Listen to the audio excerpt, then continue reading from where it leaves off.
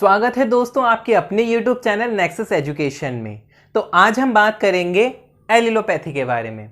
जैसे कि हमने लास्ट टाइम वीडियो में आपको एनिडेशन पढ़ाया था, जिसमें दो क्रॉपें एक दूसरे को कॉम्प्लीमेंट कर रही थी, एक दूसरे को सपोर्ट कर रही थी। एलिलोपैथी में इसका जस्ट अपोजिट होगा। उसमें दो क्रॉपें क्या करेंगी, एक दूसरे को अपोज करेंगी, एक दूसरे को कॉम्पिटिशन देंगी। तो पढ़ते हैं आज हम एलिलोपैथी के बारे में। तो चलिए स्टार्ट करते हैं आज की वीडियो। तो एलिलोपैथी के बारे में बताने से पहले मैं आपको बताना चाहूँगा कि एलिलोपैथी जो वर्ड है वो किन वर्ड से मिलकर बना है और उनका मतलब क्या है। तो जो एलिलोपैथी है वो दो ग्रीक वर्ड से मिलकर बना है।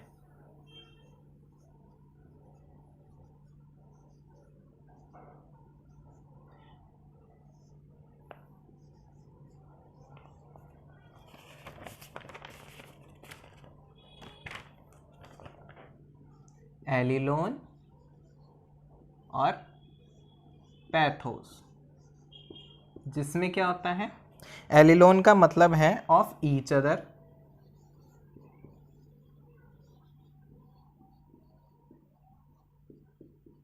और पैथोस का मतलब होता है टू सफर।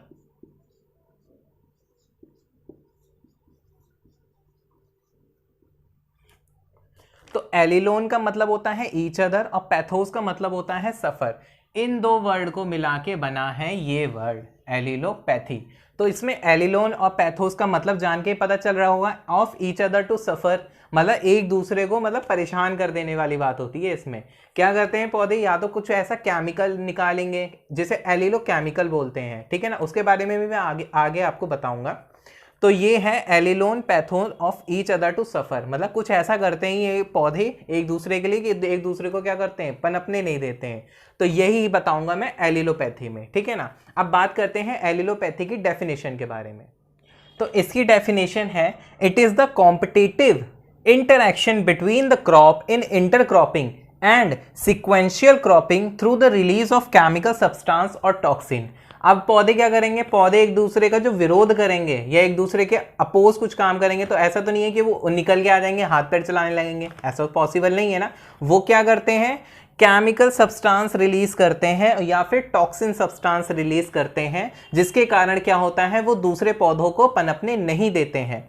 अब इसमें आपने दो वर्ड देखे, इंटरक्रॉपिंग। इंटरक्रॉपिंग पता है, when the two crops were grown simultaneously on the same piece of land, ठीक है ना, वो तो इंटरक्रॉपिंग होती है। सिक्वेंशियल क्रॉपिंग में क्या होता है, सिक्वेंशियल क्रॉपिंग का मतलब आपको पता होगा, जैसे एक क्रॉप है, मैंने एक क्रॉप सोन करी, अब उस हार्वेस्टिंग के टाइम पे मैंने दूसरी क्रॉप सोन करी, उसकी हार्वेस्टिंग हुई, फिर मैंने दूसरी क्रॉप सोन करी, तो क्या हुआ, एक सीक्वेंस में चलेगा ना ये।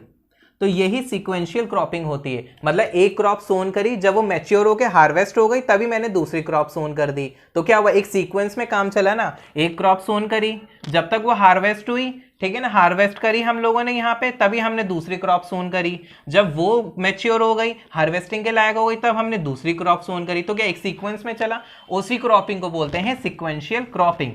और वहीं इंटरक्रॉपिंग में क्या होता है, दो क्रॉपें एक साथ एक ही सेम पीस ऑफ लैंड पे सोन की जाती हैं, ठीक है ना। इट इज द, और क्या होता है इसमें, कॉम्पिटिटिव इंटरेक्शन होता है। अब पता चल गया एक दूसरे को कंपटीशन कैसे देते हैं ये लोग, क्या करते हैं, केमिकल रिलीज करती हैं क्रॉप, ठीक है ना। अब डिफरेंट जो क्रॉप्स होती हैं वो अलग अलग केमिकल रिलीज करती हैं, ठीक है ना। उसके बारे में भी मैं अब आपको बताऊंगा और कुछ एग्जाम्पल दूंगा। जैसे कि मैंने अभी आपको बताया एलिलोपैथी की डेफिनेशन के बारे में कि कॉम्पिटिटिव इंटरेक्शन होता है, ठीक है ना। अब उसमें मैंने क्या बताया कि वो क्या करते हैं, केमिकल सब्सटेंस या टॉक्सिन रिलीज करते हैं प्लांट, ठीक है ना, कंपटीशन करने के लिए या दूसरे प्लांट को हटाने के लिए वहां से। तो वो क्या करते हैं, अब वो टॉक्सिन रिलीज होता होगा, कहीं से तो रिलीज होता ही होगा ना। तो अब मैं उसके बारे में बताऊंगा आपको। सच केमिकल सब्सटेंस और toxin generally exudate by the root. कहाँ से वो होता है, निकलता है, ज़्यादातर वो टॉक्सिन सब्सटेंस रूट से निकलते हैं, या फिर क्या होता है, और produced by decomposition of the residue of one crop species having direct और indirect harmful effect on other crop species. क्या होता है, जैसे कि अब तो रूट है, रूट में से निकलने लगा वो केमिकल सब्सटेंस, टॉक्सिन निकला, नहीं तो क्या करते हैं कि मान लीजिए कि बारिश हो रही है, पत्तियां होती है ना, पत्तियां, लीफ में भी होता है केमिकल सब्सटेंस, बारिश हुई है, कुछ हुआ, वो क्या हुआ, पत्तियां जमीन पे गई, जमीन पे गिरी तो क्या हुआ, उनका डिकम्पोजिशन शुरू हुआ, तो जो केमिकल उसमें है ना वो क्या होगा, अल्टीमेटली क्या होगा, सॉइल में रिलीज हो जाएगा, ठीक है ना। तो क्या हो जाएगा, वो जो पास में जो भी प्लांट होगा वो क्या करेगा, उसे हार्म करेगा वो, ठीक है ना, वो केमिकल।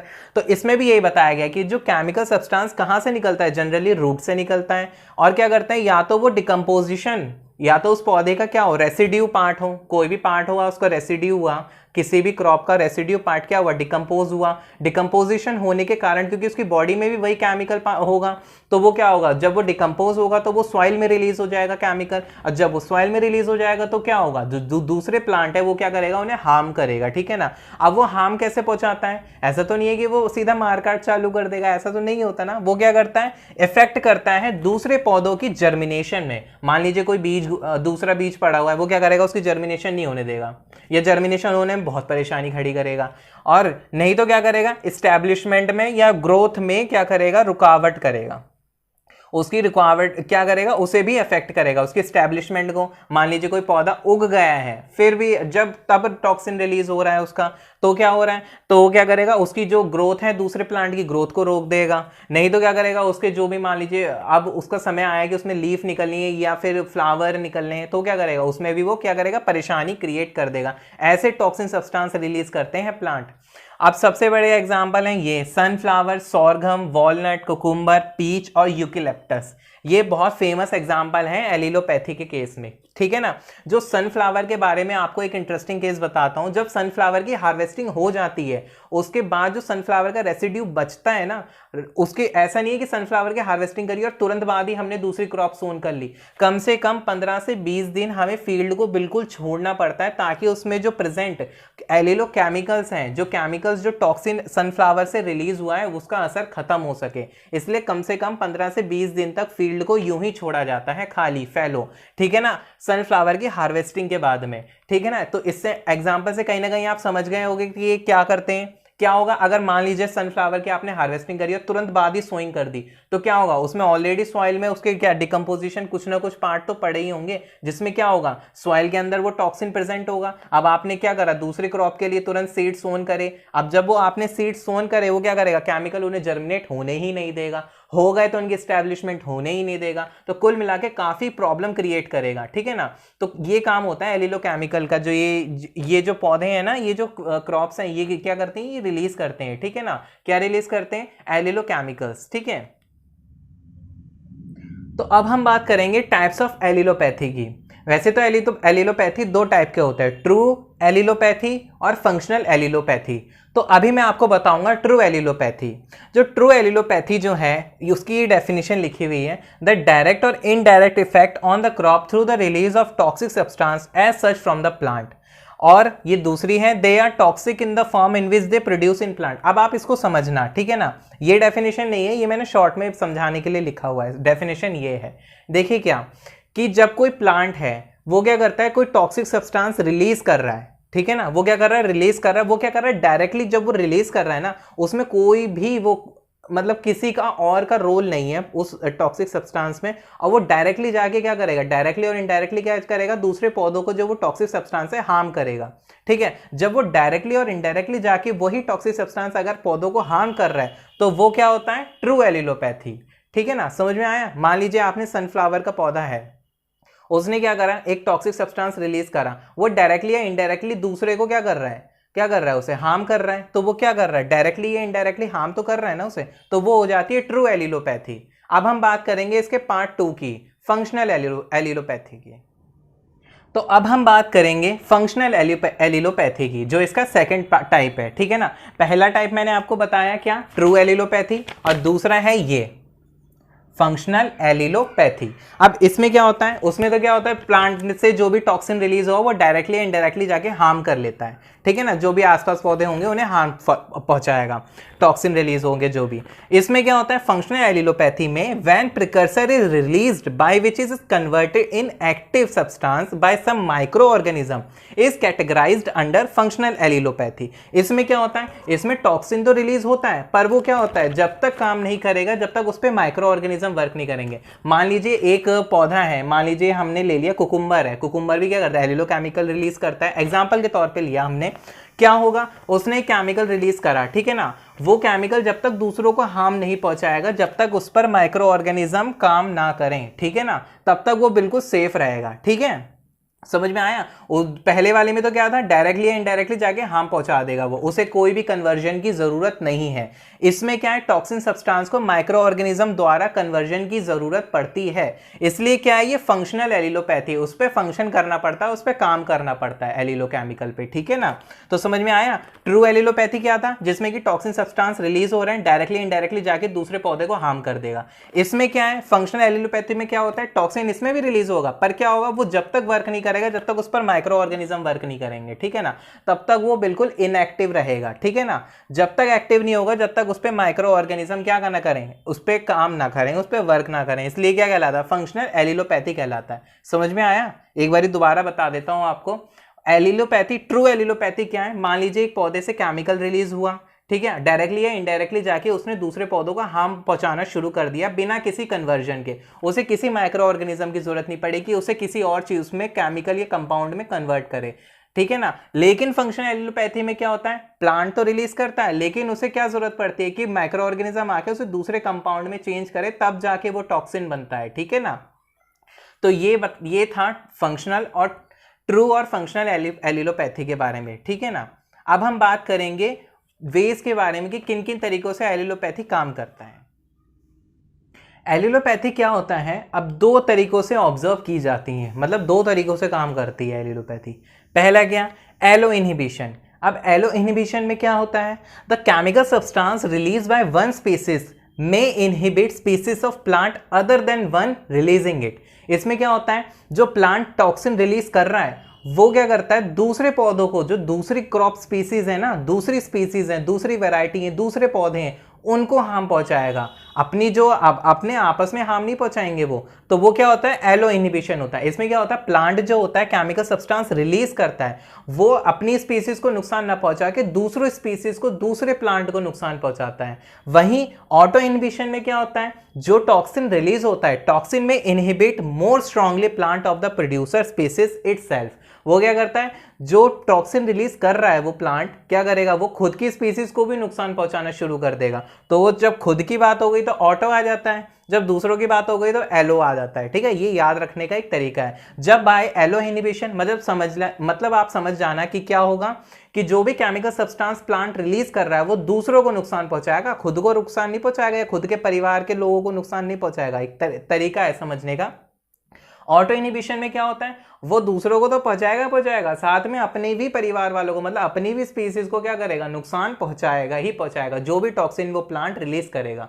तो ये वो दो तरीके हैं जिन तरीकों से एलिलोपैथी काम करती है, ऑब्जर्व्ड इन टू वेज, ठीक है ना। अब हम बात करेंगे फैक्टर अफेक्टिंग एलिलोपैथिक इफेक्ट, मतलब क्या क्या फैक्टर एलिलोपैथिक इफेक्ट पे काम करते हैं। सबसे पहला फैक्टर आता है वैरायटी, कि भाई वैरायटी क्या है, वैरायटी टू वैरायटी भी क्या करते हैं, एलिलोकेमिकल्स जो होते हैं या एलिलोपैथिक इफेक्ट जो होते हैं वो क्या करते हैं, वैरायटी टू वैरायटी क्या करते हैं, वेरी करते हैं। मतलब क्या, वैरायटी टू वैरायटी क्या करते हैं, अलग अलग तरीके से अलग अलग उसमें क्रॉपों में क्या करते हैं, रिएक्ट करते हैं और अलग अलग रिस्पॉन्स आता है, ठीक है ना। तो एक वैरायटी एक फैक्टर है जो क्या करता है, एलिलोपैथिक इफेक्ट को वो अफेक्ट करता है, ठीक है ना। दूसरा है स्पेसिफिसिटी, कि एक केमिकल कितने अलग अलग वेराइटीज को कर रहा है अफेक्ट, कितने अलग अलग क्रॉपों को क्या कर रहा है, अफेक्ट कर रहा है, या खुद की क्रॉप को भी वो कर रहा है, अफेक्ट कर रहा है। तो क्या स्पेसिफिसिटी भी क्या आती है, एक फैक्टर होता है, ठीक है। एलिलोपैथिक इफेक्ट को अफेक्ट करने का एक और फैक्टर है ये स्पेसिफिसिटी। दूसरा आता है ऑटोटॉक्सिसिटी, इसके नाम से पता चल रहा है कि वो क्या कर रहा है, वो ऐसा केमिकल रिलीज कर रहा है प्लांट के, वो खुद को भी नुकसान पहुंचा रहा है और खुद के बाकी साथी जो है ना, खुद की स्पीसीज के प्लांट जो है उन्हें भी इफेक्ट पहुंचा रहा है। तो क्या कर रहा है, ये भी एक फैक्टर है। चौथा फैक्टर है क्रॉप ऑन क्रॉप इफेक्ट, की क्रॉप का क्रॉप पे क्या इफेक्ट पड़ रहा है, ये भी एक फैक्टर है जो एलिलोपैथिक इफेक्ट को क्या करता है, अफेक्ट करता है। दूसरा है, पांचवा है अपना इन्वायरमेंटल फैक्टर। अब इन्वायरमेंटल फैक्टर का एक पॉइंट मैं आपको बताना चाहूंगा।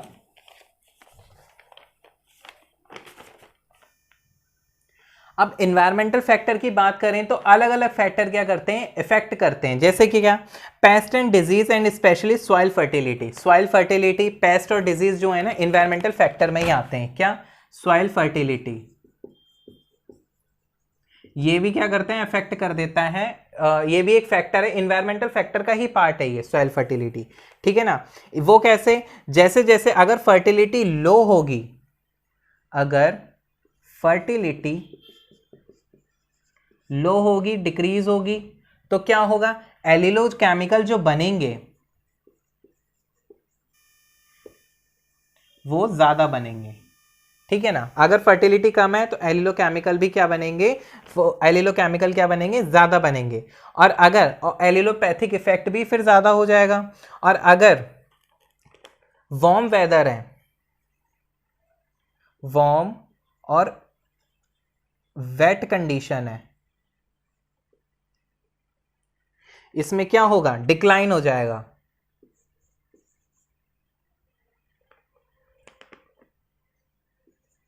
एलिलोपैथिक इफेक्ट क्या होगा, वार्म एंड वेट कंडीशन में क्या होगा, डिक्लाइन हो जाएगा।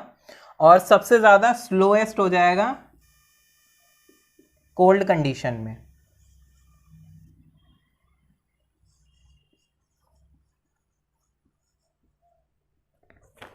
समझ में आया। इन्वायरमेंटल फैक्टर में सॉइल फर्टिलिटी बहुत इंपॉर्टेंट रोल वो करती है, अदा करती है। वो कैसे, अगर फर्टिलिटी कम होगी एलिलोकेमिकल ज्यादा बनेंगे। अगर वार्म और वेट कंडीशन है, इन्वायरमेंट कैसा है, वार्म और वेट है वहां का, तो क्या होगा, एलिलोकेमिकल नहीं बनेंगे, डिक्लाइन हो जाएंगे। और अगर वहां का इन्वायरमेंट कोल्ड है तो क्या होगा, एलिलोकेमिकल तो बनेंगे पर बहुत कम बनेंगे और बहुत धीरे धीरे बनेंगे, स्लोएस्ट, ठीक है ना। तो ये रहे फैक्टर अफेक्टिंग एलिलोपैथिक इफेक्ट। अगर आपको हमारी दी गई नॉलेज अच्छी लगी हो तो प्लीज़ हमारे चैनल को लाइक करें, शेयर करें, सब्सक्राइब करें। और एलिलोकेमिकल पे हमने एक अलग से वीडियो बनाई है, वो जल्द से जल्द आपको मिल जाएगी। Thanks for watching.